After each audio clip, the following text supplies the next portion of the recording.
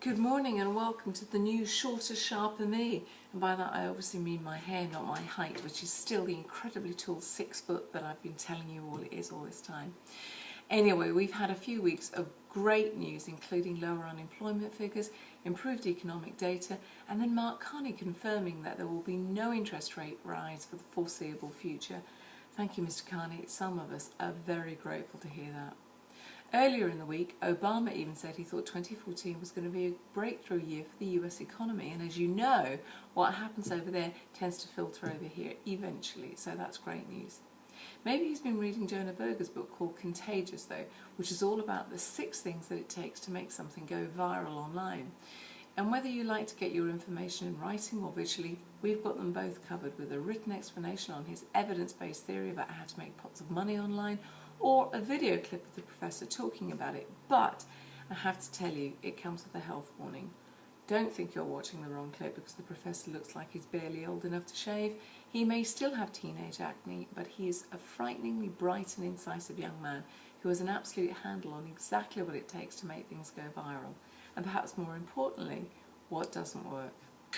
Interesting. Great news even stretched to outer space when E.T. phoned home. Okay, not E.T., but his friend Rosetta.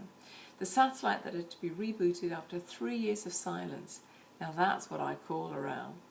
Maybe she was irritated by being switched off in the first place, but once she was turned back on, well hey, she is hot to trot.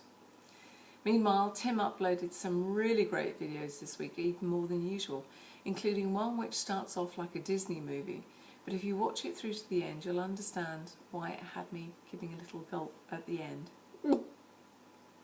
As anyone who's had the misfortune to walk through the tube walkway with me will tell you, I find it very hard to walk past a busker without fishing out some change, no matter how bad they are. I know it's a little touch of madness on my part, but what can I tell you? Maybe one day I'm going to see somebody great. And maybe that's why I really loved Mary's upload about Joshua Bell, virtuoso violinist, who quietly took his violin into a public place and began busking. The violin was worth $3.5 million, and the man himself can earn over $1 million per performance. But in this environment, he earned just a few dollars.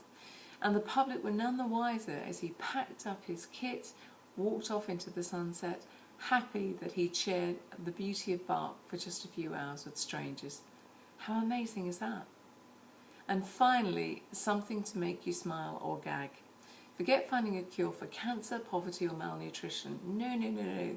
A whizzy young man who's very bright and a designer has produced just what we've always wanted. Scratch and sniff jeans. Mint scented, obviously. Well, you wouldn't want garlic, would you? That'd just be silly. As ever, all the links I've mentioned today are at the bottom of the bulletin in the text underneath, or alternatively just go to iNewsU and have a mooch around the homepage. I'll give you a money-back guarantee that you'll find something that will put a smile on your face as you leave. And that, ladies and gentlemen, is your lot for this week. I hope you have a great 7 days, and as the weather forecast is wet and windy over the next few days, you may just as well stay indoors and keep warm, watching Tracy's fabulous selections that are coming out tomorrow. You'll be glad you did, honest. I'll see you next week. Bye-bye.